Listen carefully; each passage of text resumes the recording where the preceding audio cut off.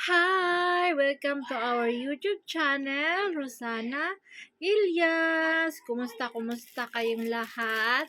To all, saan dito, sa still na nandito to support me. Maraming salamat. Pasensya na yun sa buhok ko guys, bagong ligo ako, hindi pa ako nakapagsuklay. Kasi alam nyo na, chapati is life. Kakaupo lang ng pagkatapos lang namin kumain. Pagkatapos ko lang din nag-color ng buhok kanina, oh. Yung buhok ko, makapal tingnan, pero manipis yan siya kasi kulot. Wavy yan siya. Hindi naman masyadong kulot. Wavy lang. Yaw-yaw tayo, guys. Maiyaw-yaw ako sa inyo. Ang mga manlilimos dito is mayaman. Mayaman pa sa mga minsan nililimusan nila, hinihingian nila. Oo. Kasi alam nyo ba, ang mga nanglilimos, mga babae dito kadalasan. Ang mga asawa, minsan maganda ang trabaho. Minsan may mga traktor yan sila, nagtatrabaho. Tapos yung mga anak sa bahay, nagtatrabaho. Yung nanay talaga, yun ang manlilimos. Tapos, minsan naman, yung buong family is doon pa kami ginagawa ako. Doon sa baba mo. Minsan naman, buong pamilya is nanglilimos talaga sila. So, alam niyo kung bakit nasabi namin na manglilimos? Sabi dito ng mga in-laws ko. Kasi, isang manlilimos, nagtrabaho dito, dito sa in-laws ko, ang trabaho niya is, hindi siya marunong magplancha, hindi siya marunong manglaba. Ang ano lang sa kanya is magwalis, maghugas ng semento, hugasan, brasan, sabunan, ganyan lang, basta linis. Hindi siya marunong sa trabaho na panloob ng bahay or yung mga damit, mga ganyan, hindi siya marunong kasi ang bahay nila sa mga manlilimos is yung alam niyo yung parang ganyan ang forma, tapos maliit lang siya, tapos ang bubong yung sa atin is parang kugon baga, or yung basta hindi yero, ganyan. So, ganyan lang yan sila, nanlilimos sila, pero napakaraming alaga niya nila. May mga kalabaw yan sila, kundi kaya kambing, katulad nitong kambing na ipapakita ko sa inyo. Ganyan kadami ang kambing na alaga nila. Kaya sabi ko, ay, hindi na ako magbibigay sa mga manlilimos kasi mayaman pala. Pero hindi lahat ng manlilimos is mayaman. Oo. Mayroon talagang manlilimos na as in walang-wala, yung wala silang anak na lalaki, ganyan. Yun ang dapat bigyan. Pero may kakilala kami ng manlilimos na ang daming alagang kambing. Dito lang sa kalapit sa amin, hindi ko alam. Bago ko lang nalaman kasi nasalubong namin yung mga kambing nila na alaga nila, tapos nagparid sa kalsada, tapos nakilala ni Elias yung asawa. Sabi niya, yan yung asawa yung nag-aano sa atin, yung nagtatrabaho doon sa kapitbahay, ganyan. So, yun. Kung ang yaman pala nila, namangha ako kasi sa 100 pieces or 200 na kambing. Ang yaman. Pag ibinta mo yung kambing dito na normal size lang, yung yung ready na mabuntis, 20,000 ang kambing dito, maliit lang. Imagine yung karne ng kambing dito, magkano ang kilo? Nasa 1.5 ata ngayon, 1.5 o 1.8. Hindi kami nakakabili ng karne talagang kambing, matagal na. Makakain lang kami ng karne na kambing kapag may patay, nakakilala, pupunta, tapos pag merong Eid, yung ganyan, Eid talaga, as in dyan kami makakain ng karning kambing. Pero whole year talaga, hindi kami makabili kasi mahal. Manok lang kami, ang mahal din ang kilo ng manok ha, pag makakain kami ng karne, manok, 800 plus ang kilo.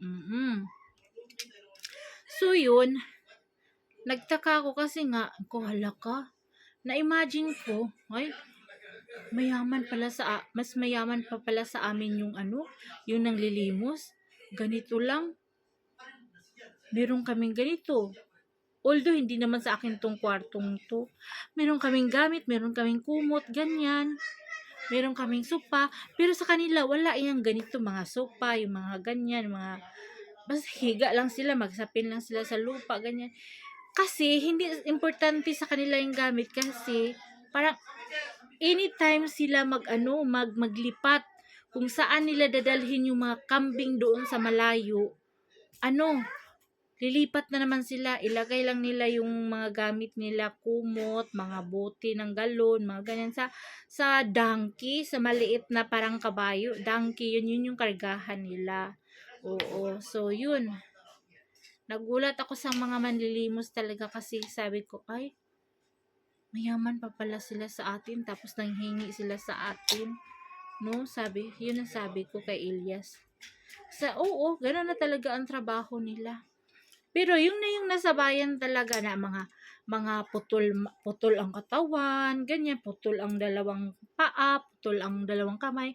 May nakikita ako nagtitinda siya. Putol yung kanyang kamay, guys, hanggang dito lang, dito at saka dito, dalawa. Tapos may packet siya dito, tapos nagtitinda siya ng mga garter, yung mga ganyan. Sabi ko, ay, ang sipag naman ni kuya, nagtitinda pa siguro, ganyang pamamaraan, binubuhay niya yung pamilya niya kahit wala siyang kamay, at least nagtatrabaho siya, 'di ba? Yung ganyan. Kaya thankful pa rin ako sa buhay ko na kahit ganito lang, 'di ba?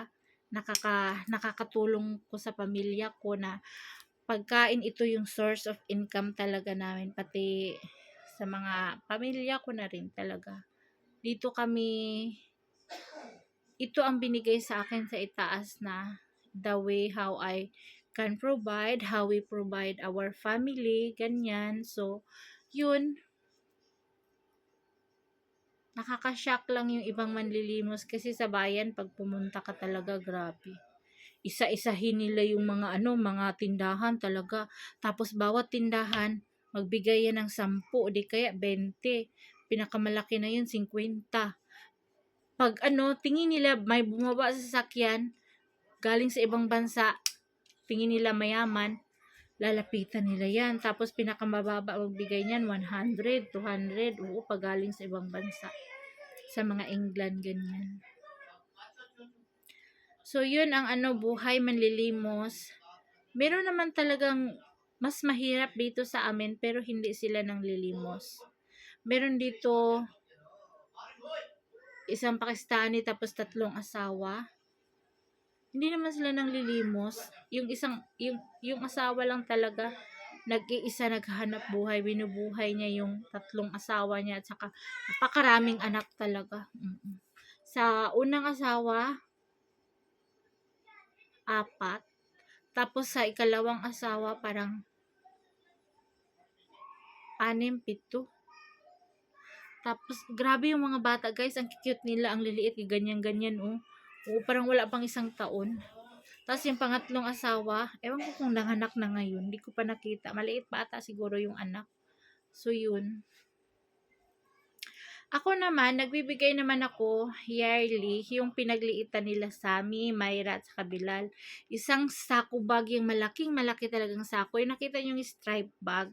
Ganun kalaki yung binibigay ko, pinipili ko yung pinagliitan namin talaga magpamilya. Doon ko sa kanila binibigay. Kasi, naawa ako sa mga bata. Tuwing taglamig, super lamig talaga. Tapos, yung mga bata, minsan walang pajama. Sanay sila, pero ang lulusog nila, ha, ang tataba ng mga bata. Sabi ko, ano kayang kinakain itong mga batang ito? Samantalang yung mga nieces ni Elias, yung mga ni Elias, mga patpatin yung mga anak na meron na sa kanila ang lahat-lahat. Tapos, ang liliit ito na walang-wala.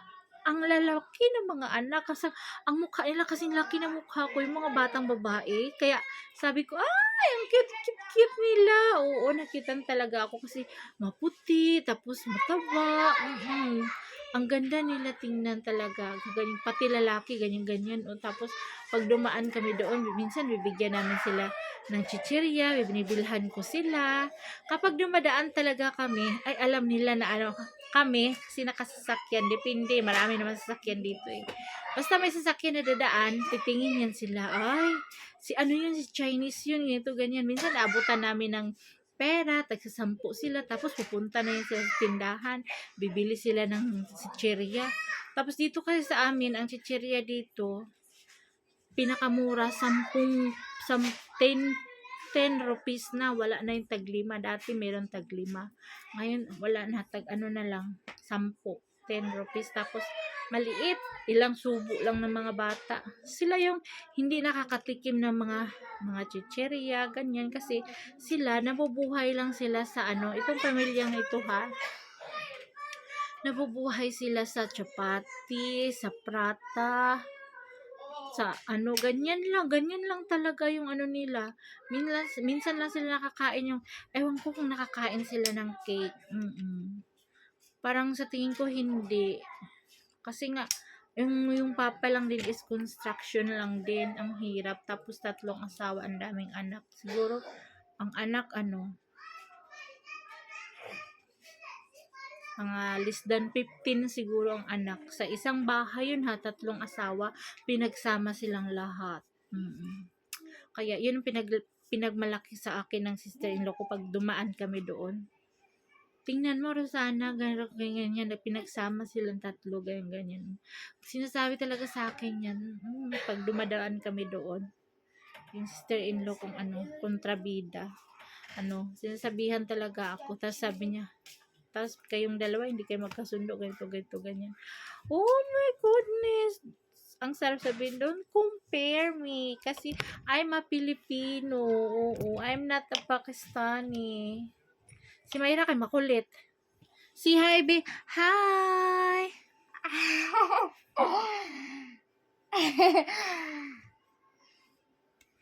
Makulit siya sa video eh. Ewan. So, yun. This is it, our topic, guys. All about manlilimos. Ano bang English sa manlilimos? Muslim. No. Manglilimos yung mga ganyan. English. Ito namang isang Muslim. Parang tanga lang. Parang tanga. Against the light, there's no name. Cannot see? Can see or cannot see? Cannot see.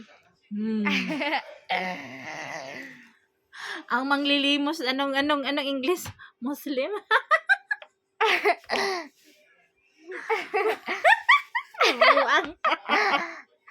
Nabuwang itong anak ko is ko Ginoo Mariosep. Manlilimos. Hindi ko rin alam talaga. I-google mo na natin. Thank you guys for watching. Hope you guys like, comments, and subscribe. Thank you for watching. God bless everybody.